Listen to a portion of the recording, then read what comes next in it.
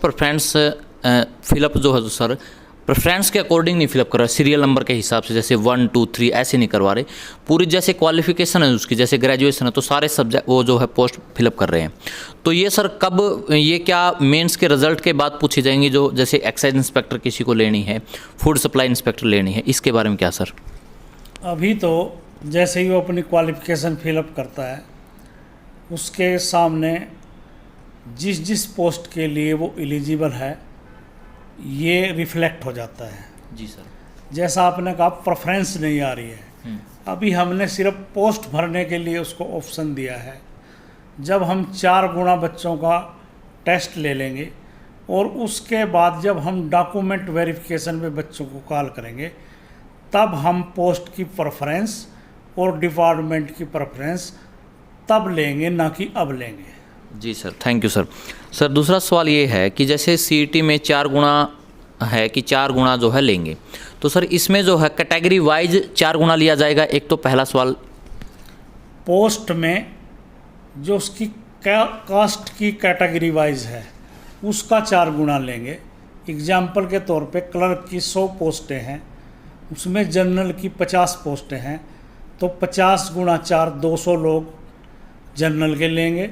उसमें बीसी की 25 पोस्टें हैं तो 25 चौका 100 बीसी के लेंगे। इस प्रकार पोस्ट प्लस कास्ट कैटावाइज जो है वो 4 टाइम लेंगे। जी सर, जैसे कि ग्रेजुएशन के मान लिया बहुत सारे ग्रुप हैं, ग्रेजुएशन के अंदर भी बहुत सारी कैटेगरी हैं, तो उसके अंदर एक ही ग्रुप के अंदर क्वालिफिकेशन भी अलग अलग है। जैसे किसी में ग्रेजुएशन के साथ में किसी का एक्सपीरियंस मांग रखा है, तो सर वो जो ग्रेजुएशन वाले सिंपल ग्रेजुएशन है और एक ग्रेजुएशन विद मान लिया एक्सपीरियंस है या कोई उनकी अलग क्वालिफिकेशन है, तो उनका भी तो सर उनका भी अलग अलग लेंगे, उनका भी 4 गुना लेंगे। वो फॉर्म भर रहा है, जैसे ही वो फॉर्म भरता है अगर किसी में ग्रेजुएशन के साथ कोई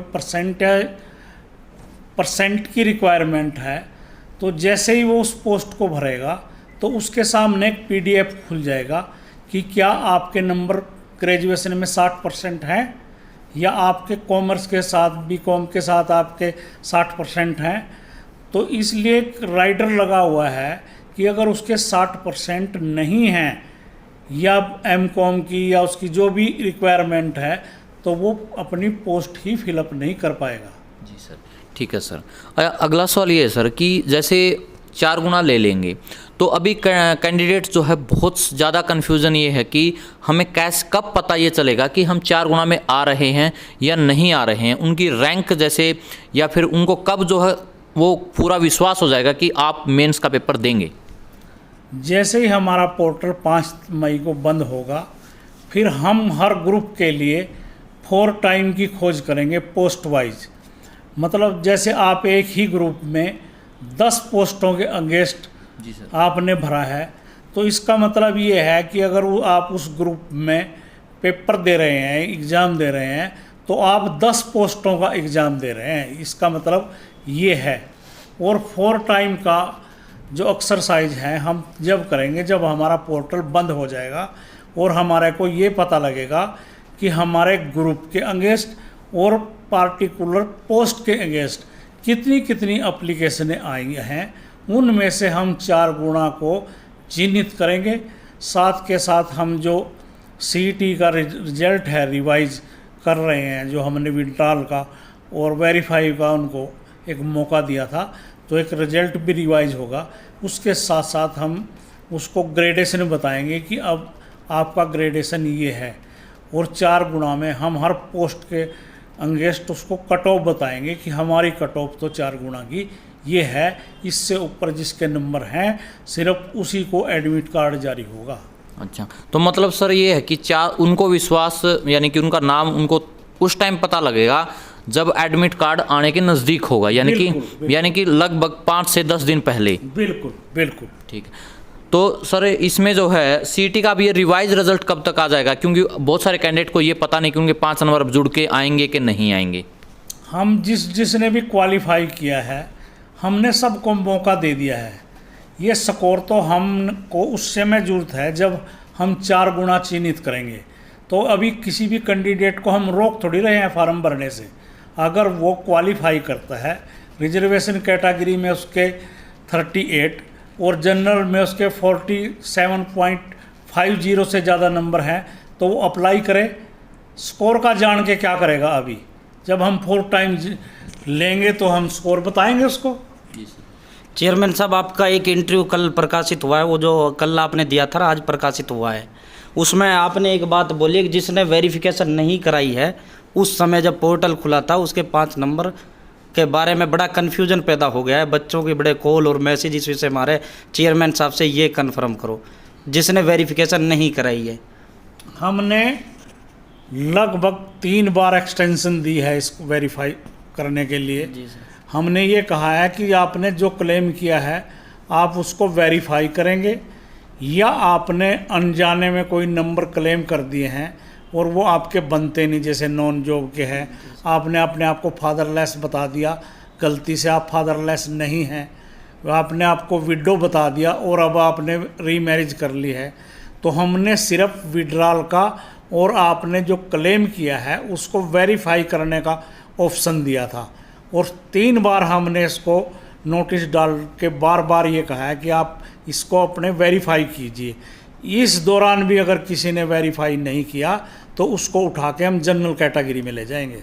नहीं सर, जैसे 5 नंबर हैं और उसने वो हकदार भी था, उसके घर में सरकारी नौकरी नहीं, फैमिली आईडी 81 से कम, उसने वेरीफाई नहीं किया, उसे ये लगता था कि मैंने जायज़ लिया है, तो उसको नहीं मिलेंगे वो 5? नहीं मिलेंगे। जब हमने बार बार 3 बार नोटिस निकाल के और आप लोगों के माध्यम से हमने हाथ जोड़ के भी ये रिक्वेस्ट की है कि आप दोनों चीज़ों को वेरीफाई करें, विड्रॉल को भी अगर क्लेम किया है उसको भी, तो अगर आपने नहीं किया तो आपके नंबर कटेंगे।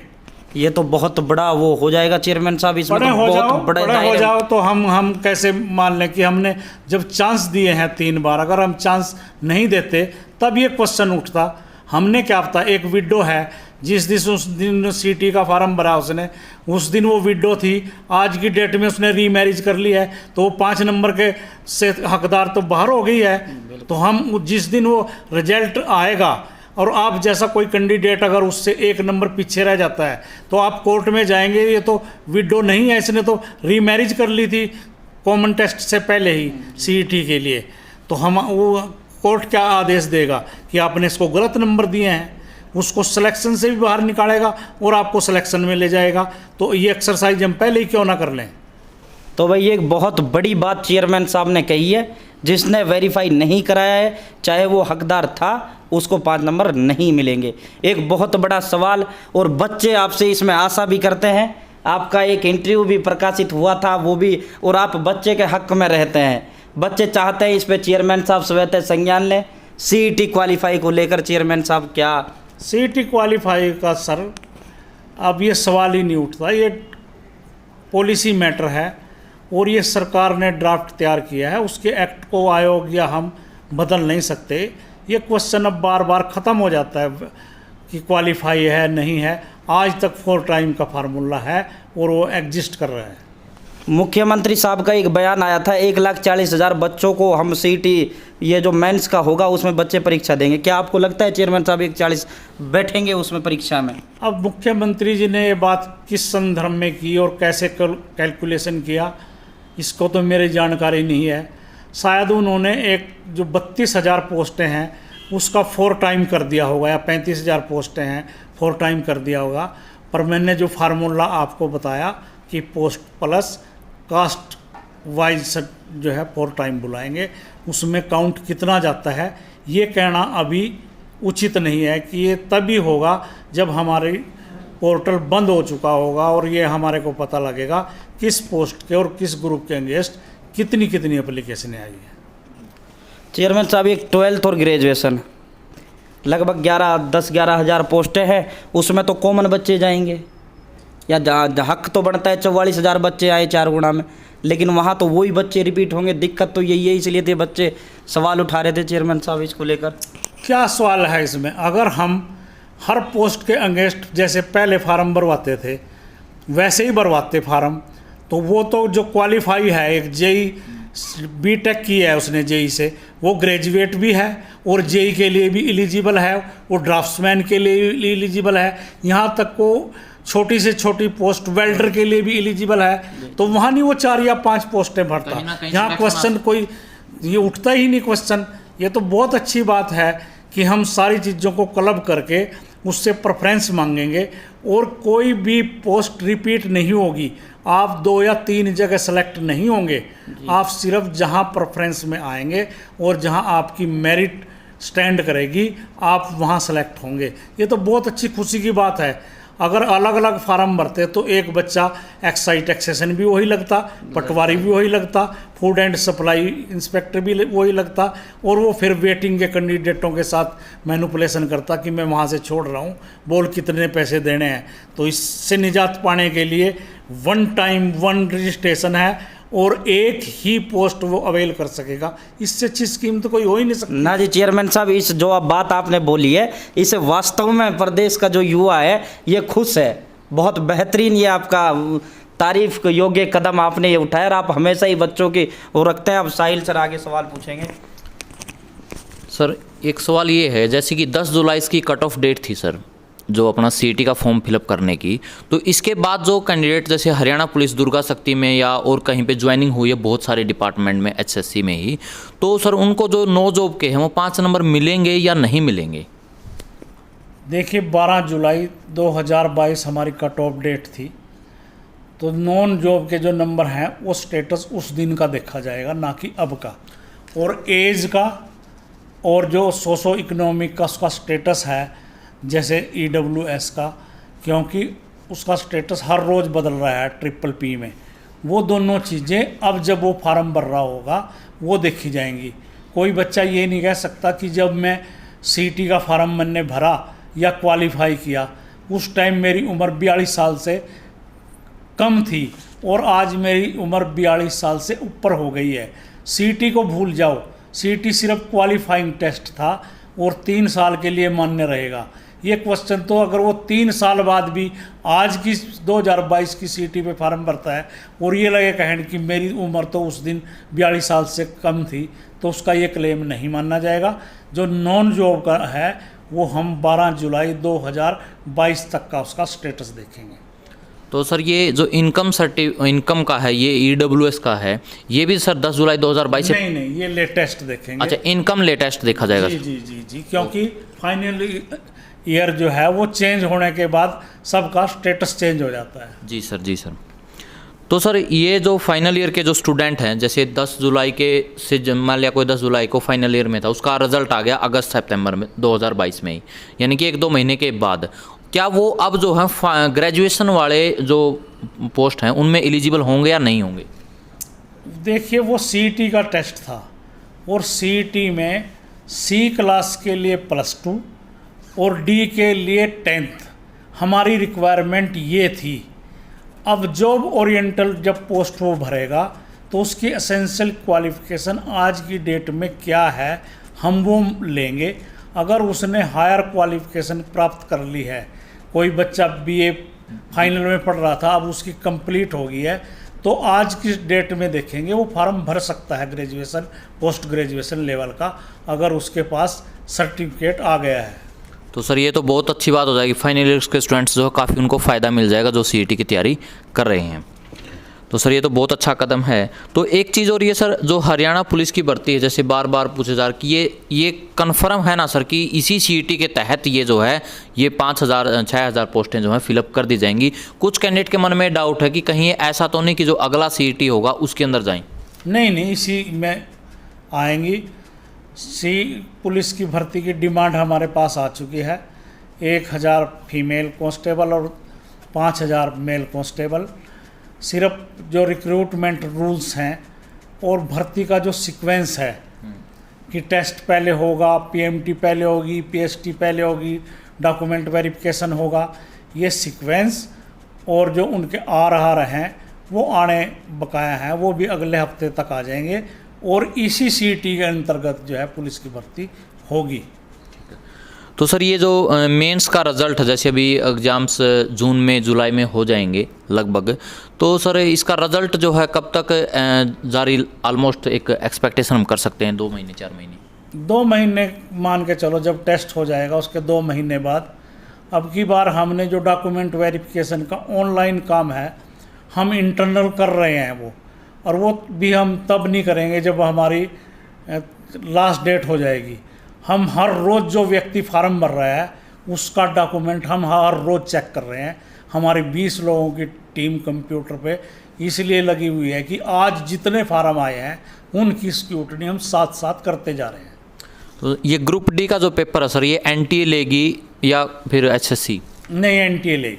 तो सेम पैटर्न पे रहेगा सर? बिल्कुल सेम पैटर्न। ओके सर, तो बहुत बहुत धन्यवाद सर आपका, जो बहुत सारे कैंडिडेट के माइंड में डाउट थे। अब आ जाओ सर, 2-4 सवाल आपके जो हैं।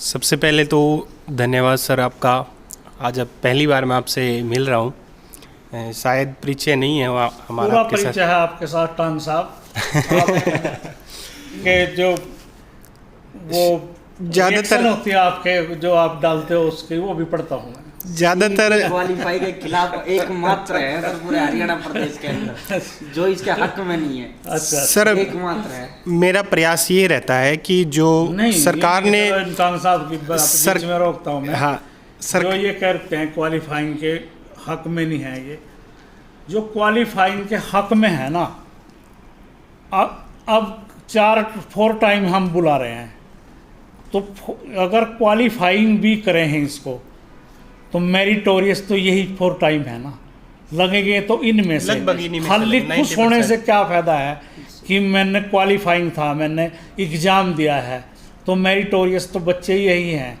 अब कोई लो मेरिट वाला जो सिर्फ क्वालिफाई है, बहुत कम चांस है कि वो सिलेक्शन तक पहुंच जाए। इसी क्रीम में से जाएंगे सिलेक्शन तक। जय जय। चलो सर, वैसे मैं बता देता हूँ, मेरा प्रयास ये रहता है कि सरकार ने जो रूल नियम बनाए हैं या एचएससी ने जो नोटिफिकेशन निकाला है उसके हिसाब से मैं स्टूडेंट्स को बताता हूँ। वो उनके हक में नहीं होता तो वो फिर मेरे पे रिएक्शन करते हैं या नहीं, मेरे बताना एंटी चाहिए। बोलते हैं। डॉक्टर साहब एक प्रेरणा स्रोत है और सब आपकी तो उससे है सर। इसीलिए थोड़ा बहुत मजदूरी कर सरकारी नौकरी पाई है। जो तूड़ी होती है वो ढोते थे, जब फीस भरी सरकार पे भरोसा था ईमानदारी से नौकरी होंगी, सरकारी नौकरी पाई। बहुत जीरो लेवल से उठे हुए व्यक्ति है सर। बहुत अच्छा। चलो सर, अब क्वेश्चन पे बात करते हैं सर।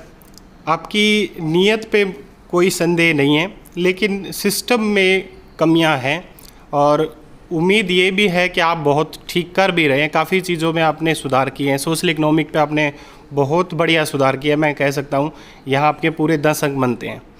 लेकिन कुछ चीज़ें अभी भी गलतियाँ हो रही है, खास करके फैमिली आईडी के इशू हैं, ये सरकार की तरफ से ही हो रहा है।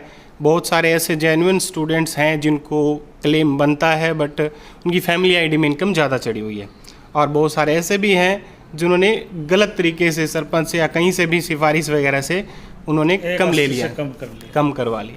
तो ये चीज़ें हैं, थोड़ा सा हो सके तो इस पे कुछ हो सकता है। अगर इस पे तो सरकार से बात की जाए कि एक चांस उनको दिया जाए जिनका जेन्युइन हक बनता है। ऐसे भी कई केसेस आपके सामने भी आए होंगे कि गलती से 1 लाख की जगह 10 लाख चढ़ गई और ठीक नहीं हो पा रही है, तो अब वो स्टूडेंट कहीं नहीं जा सकता। आपके पास भी पता नहीं है कि वो 10 लाख वाला है कि 1 लाख वाला है। तो ये इस तरह की जो छोटी छोटी खामियां हैं, इस पे मैं आपका चलो, ध्यान इसमें दिलाना ये चाहता हूँ। सरकार की व्यवस्था है। हाँ, व्यवस्था और से। मैं टांग साहब बड़े खुले मन से स्वीकार करता हूँ कि जब कोई सिस्टम शुरू होता है उसमें कमियां रह जाती हैं। जैसे आपने कहा कि उसकी इनकम ऐसे शो हो रही है, कि ऐसे भी बहुत से उदाहरण जो है वो मुख्यमंत्री जी के और सरकार के पास आए हैं कि एक व्यक्ति प्रेस का काम करता है, उसकी इनकम जो है वो 1,80,000 से तो कम है, मगर उसकी बिजली का बिल 7,000 से ऊपर चला गया। तो उसने किया तो प्रेस के लिए था, मजदूरी का काम कर रहा है, मगर वो उस स्लैब से बाहर निकल गया। तो इस तरह की घटनाएं तो हैं, पर जब कोई चीज़ नई शुरू होती है, पोर्टल नया शुरू होता है, तो कुछ ना कुछ कमियां तो रह ही जाती है। सरकार ने विधानसभा में इस बात को कहा है कि बिल वाला मैटर है वो सुलझाएंगे। 2-3 उम्मीद है आप थे इस करते तरह हैं के। इस तरह की बात। सर, एक्सपीरियंस के मार्क्स जो है वो एनटीए ने दे दिए सभी को, जिसने कोई भी फर्जी लगाया या सही लगाया, कोई भी चीज़ का एक्सपीरियंस लगाया। प्री में जब कोई पोस्ट ही नहीं है हमारी अब तक कि हमने कौन सी पोस्ट मिली है, तो मार्क्स लेने का कोई मतलब बनता नहीं है। तो प्री में एक्सपीरियंस के जो मार्क्स मिले हैं, और शायद वो किसी ने विड्रॉ भी नहीं किए होंगे। तो उस पे आपने ध्यान देने की ज़रूरत है। उस तरफ मैं आपका ध्यान दिलाना चाहूँगा कि वो सेकंड में बनेंगे, मेंस में जो पोस्ट मिलेगी उसके हिसाब से वो नहीं, इस बनेगी। बात का मैं जवाब देता हूँ कि जो एक्सपीरियंस के नंबर हैं वहाँ पे जब सीटी के लिए आप फॉर्म भर रहे थे या सीटी का एग्ज़ाम दे रहे थे, कहीं भी इंस्ट्रक्शंस में ये नहीं लिखा हुआ था कि आपका एक्सपीरियंस सेम पोस्ट पे या उससे हायर पोस्ट पे या सिमिलर पोस्ट पे होना चाहिए। तो सरकार की मंशा ये थी कि अगर किसी ने एक्सपीरियंस ले लिया है तो उसको नंबर दे दिए जाएं। वहाँ पे ये नहीं था, पर अब जब पोस्ट के अगेंस्ट भरेगा तो हमने ये कहा है कि हम अगले नंबर उसको तब देंगे जब वो सेम पोस्ट पे काम कर रहा हो या हायर पोस्ट पे काम कर रहा हो या सिमिलर पोस्ट पे काम कर रहा हो। जैसे कोई क्लर्क है, क्लर्क का काम कर रहा है, क्लर्क की जगह वो अकाउंटेंट लगा हुआ है हरियाणा कौशल विकास निगम से, तो अगले अवार्ड जो करेंगे मार्क्स हम उस आधार पे एक्सपीरियंस के करेंगे। वहाँ तो सरकार ने ये सोच के किया है कि उसने काम तो किया है, चाहे उसने किसी डिपार्टमेंट या किसी भी पोस्ट पे किया है, एक उसका टेम्परामेंट बन गया काम करने का, सर्विस करने का। लेकिन उसमें एक मिस्टेक ये भी है कि 1 अंक दे दिया गया है 1 साल के लिए, उसमें वो थोड़ी सी मिस्टेक है, उस पर थोड़ा सा ध्यान दे लेंगे आप। वो शायद साल के हिसाब से दे दिया है मार्क्स, वो हाफ मार्क्स बनता है शायद, तो जो भी नियम है उसके हिसाब से आप देख लेंगे। एक कैटेगरी का इशू है सर, आपने प्री में कैटेगरी जो कर दी, अब ये कह रहे हैं कि मेंस में भी सेम रहेगी, लेकिन कुछ में क्रीमी लेयर का क्राइटेरिया चेंज हो गया या कुछ का EWS का चेंज हो गया। EWS में पहले थे एलिजिबल, अब नहीं है। तो ऐसे स्टूडेंट्स के लिए आप बताएं कि EWS उनको कौन सा आगे दिखाना होगा DV के टाइम पे और कौन से अपलोड करना है, ये थोड़ा सा इसके बारे में। जो वो अब पोस्ट के अगेंस्ट फिलअप कर रहा है, जैसे मैं BCB हूँ, मेरे को BCB से तो कोई रोक नहीं सकता, बट अगर मेरी इनकम 6 लाख से ऊपर है तो मैं क्रीमी लेयर में आ गया और मैं जनरल में काउंट होऊंगा अब आज की डेट में। ऐसे ही EWS का हर बार स्टेटस बदलता रहता है। मान लो आज आपकी इनकम 81 थी, कल कहीं से आपकी लॉटरी लगी या आपकी ज़मीन बिकी और आपके खाते में उतने पैसे आ गए, आपका स्टेटस वहाँ भी बदल गया। तो ये तो हम वही अब की टाइम का देखेंगे जो फ्रेश आप भर रहे हैं। तो सर उसमें ये दिक्कत आएगी ना सर कि अब जिसका EWS में कुछ रैंक है, अब वो चेंज हो जाएगा, उस रैंक के हिसाब से आप उसको सेकंड का चांस देने वाले हैं। अब वो मान लो जनरल में चला गया तो रैंक से तो डिफरेंस हो जाएगा फिर। हाँ, तो करे क्या, व्यवस्था ऐसी है। आज वो कल वो EWS था, EWS में उसको 38 नंबर चाहिए थे, अब उसको 47.5 से ऊपर अगर है वो, तब वो जनरल में जा सकेगा। आप एक बात और भी कह सकते हैं कि कई पोस्टें ऐसी हैं जहाँ पे BCB की पोस्ट ही नहीं है, वहाँ जनरल की पोस्टें हैं। अगर वो जनरल की क्वालिफ़िकेशन फुलफ़िल कर रहा है, कंडीशन फुलफ़िल कर रहा है, तो वो जनरल की पोस्ट भर सकता है BCB को भी छोड़ के। बिल्कुल सर, लेकिन इसमें फ़ायदा बच्चे उठाएंगे कि प्री में उन्होंने जनरल कर ली, अब वो जनरल में क्योंकि वैकेंसी ज़्यादा होती है, 40% होती है लगभग, और अब वो अपनी कैटेगरी का बेनिफिट उठाने के लिए अब वो दूसरी में चली जाएंगे। तो ये एक डबल हो गया ना नुकसान, इस चीज़ का तो फिर लॉस हो जाएगा कुछ स्टूडेंट्स को। नहीं जाएगा, कैटेगरी तो वही रहेगी जो CET में भरी है उसने। तो वही तो कह रहे हैं ना सर कि क्रीमी लेयर के कारण आप कह रहे हो कि चेंज हो जाएगी।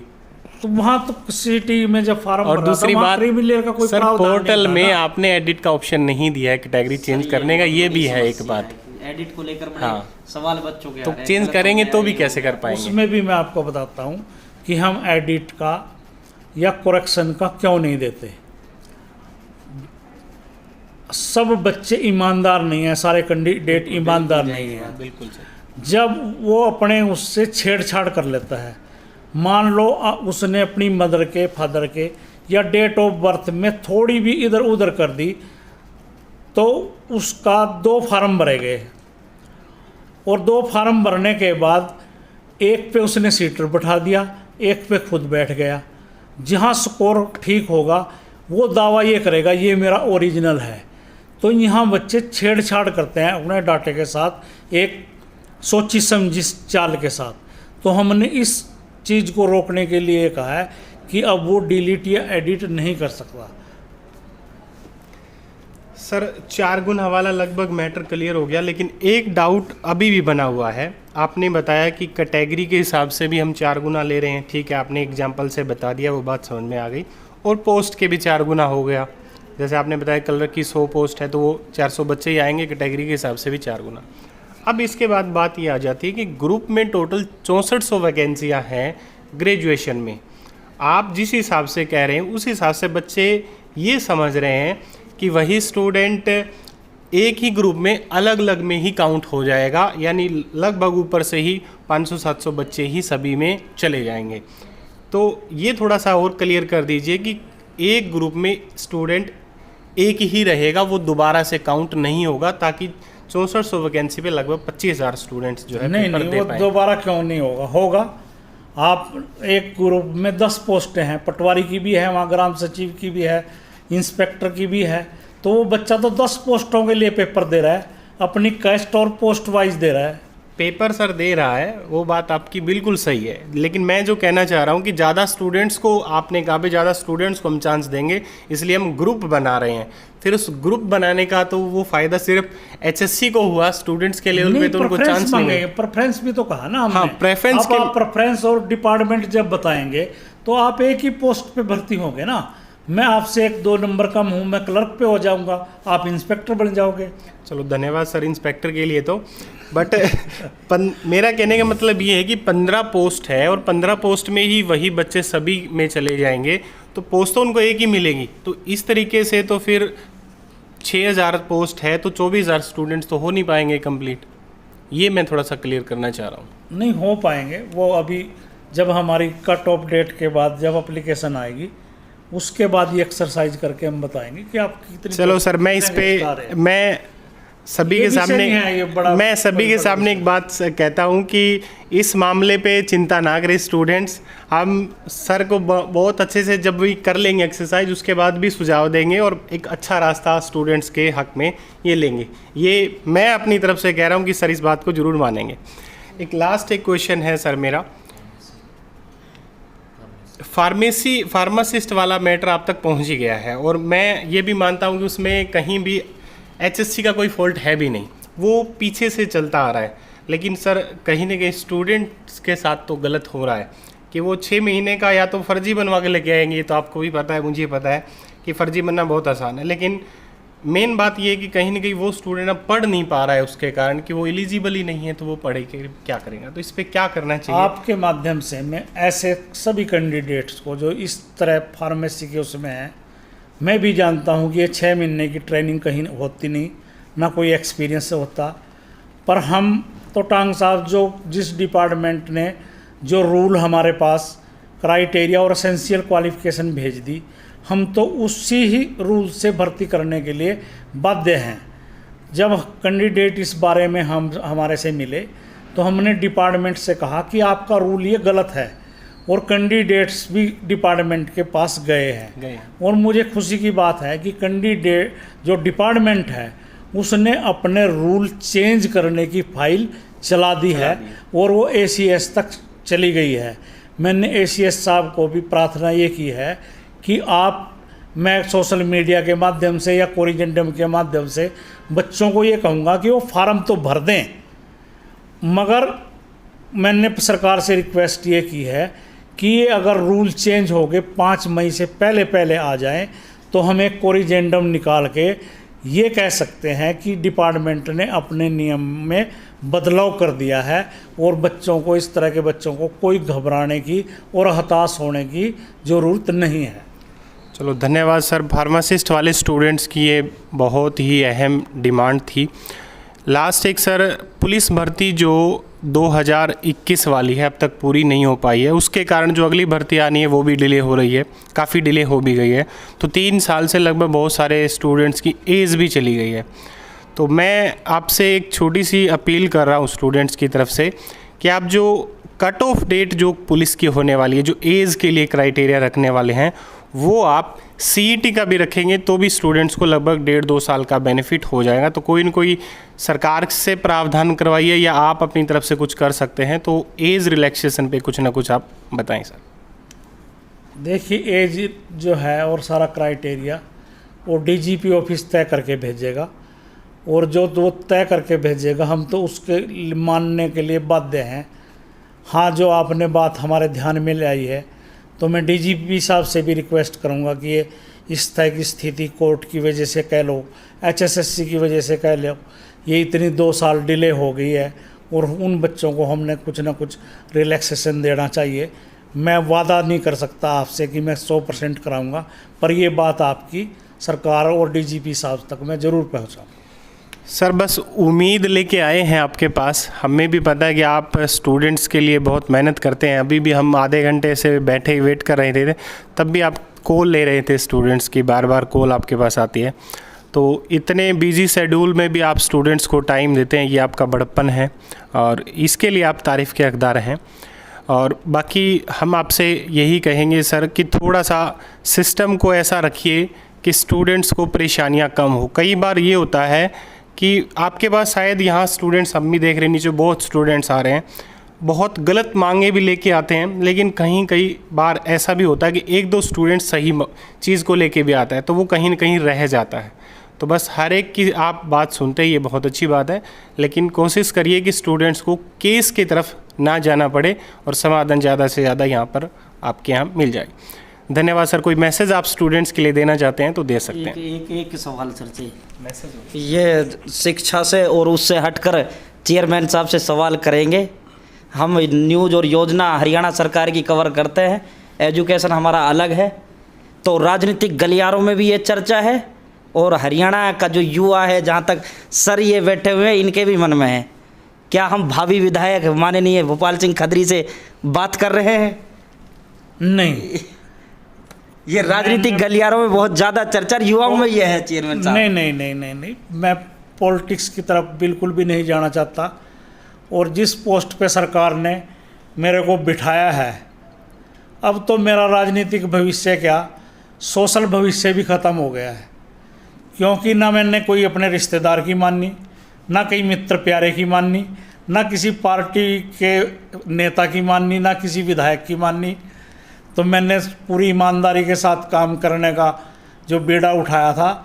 जैसे आपने देखा कि एक फौजी बाद में जाके जो अपने समाज में जाता है, काफ़ी देर तक वो फिट नहीं बैठता वहाँ पे, तो वो लोग हमारे से कहेंगे जब मैं कोई इलेक्शन की बात करूँगा कि आपने तो हमारे लिए कुछ किया नहीं, तो हम वोट क्यों दें आपको। तो मैंने ऐसी कोई गलतफहमी नहीं पाली हुई है कि मैं इलेक्शन लड़ूं या पॉलिटिक्स में जाऊं। नहीं सर, ईमानदारी से तो आपने काम किया है, ईमानदारी सरकार ने काम किया है, आपने काम किया है ईमानदारी से। ये क्लियर कर दो सर, विधानसभा सीट बता दो। कोई विधानसभा सीट नहीं, मेरा कोई इंटरेस्ट नहीं है पॉलिटिक्स। सर स्टूडेंट्स के लिए क्या मैसेज देना चाहेंगे? और एक बार फिर सर का बहुत बहुत धन्यवाद। सर के पास इतनी कॉल, इतने मैसेज, हम एक छोटे से बहुत छोटे से यूट्यूबर हम ब्लैक लिस्ट में डाल देते हैं अननोन नंबर को, मैसेज का जवाब नहीं देते, और चेयरमैन साहब इतने बड़े पद पर है। ये बहुत बड़ी, ये काबिल तारीफ़ काम चेयरमैन साहब कर रहे हैं। और बच्चे नहीं चाहते। महेंद्रगढ़ से एक लड़की अभी बैठी थी, वो मैं पूछ रहा कि भाई चेयरमैन साहब से उम्मीद है सुनेंगे, इसलिए मैं महेंद्रगढ़ से आ गई। तो ये एक वो है। आखिर में चेयरमैन साहब से कहेंगे बच्चों के लिए कुछ संदेश दें। मैं आपके चैनल के माध्यम से जो बच्चे इन पोस्टों के अगेंस्ट अप्लाई करने जा रहे हैं, उन सब से रिक्वेस्ट है कि वो केयरफुली इंस्ट्रक्शंस पढ़ें। सारी चीज़ों को पढ़ने के बाद बहुत ही इत्मीनान से, उतावड़ापन बिल्कुल नहीं दिखाना, अपना फॉर्म फिलअप करें। वो छोटी छोटी गलतियां करते रहते हैं। एडिट, डिलीट और करेक्शन का कोई प्रावधान नहीं है, तो एक छोटी सी गलती के कारण एक कैंडिडेट का भविष्य खराब हो जाए, वो कोर्ट तक जाए फिर कि मेरे से तो SC था, BC B लिखा गया, ये कर दिया, और बाद में आके वो कहता है साइबर कैफ़े वाले ने किया है। तो अगर आपने फॉर्म खुद भरें, आप अगर आप नहीं भर पा रहे, साइबर कैफ़े वाले के पास आप बैठें और उसका प्रिंट लें एक बार आप कि मैंने फॉर्म ठीक भरा है या नहीं भरा है। तो ये सारी चीज़ें देख के आप केयरफुली फार्म भरें और आप अपनी परीक्षा की तैयारी करें। मैं आप सबको बहुत बहुत शुभकामनाएं देती हैं कि ये जो 60,000 या 62,000 पोस्टें भरी जा रही हैं, इनमें आपका भी नंबर कहीं ना कहीं ज़रूर आए। आपको बहुत बहुत शुभकामनाएं। ये दलालों और उसके लिए 2 शब्द और चेयरमैन साहब, सरकार की नीति और आपकी ईमानदारी की जो रही है इसको लेकर, ताकि कोई भ्रम में ना रहे बिल्कुल भी। नहीं, दलालों का, नकल माफिया का, ये वो सारे चैनल अब बंद हो चुके हैं, ख़त्म ही हो गए हैं। ख़त्म हो चुके हैं। जैसा कि आपने बताया कि टांग साहब अपनी ईमानदारी और योग्यता से हैं, तो एक उदाहरण है हमारे मिसाल पास। बहुत गरीब जो लोग आलोचना करते हैं, पर्ची खर्ची उसकी बात करते हैं, तो मेरा तो उनसे रिक्वेस्ट है कि जो लोग सेलेक्ट हुए हैं उनके पास जाके उनका व्यू पूछें कि उन्होंने किस तरीके से उन्होंने सर्विस पाई है। जो नहीं कामयाब हो पाए उनकी आलोचना या उनके रिएक्शन मत पूछें, जो सेलेक्ट हो गए हैं उनकी बात पूछें और आपको दूध का दूध, पानी का पानी पता लगेगा कि वो बच्चे अपनी योग्यता से भर्ती हुए हैं या कोई इफ एंड बट करके हुए हैं। बहुत बहुत धन्यवाद चेयरमैन साहब। चेयरमैन साहब ने हमें समय दिया, इसका हम आभारी हैं। बहुत बहुत धन्यवाद। Thank you ji, thank you.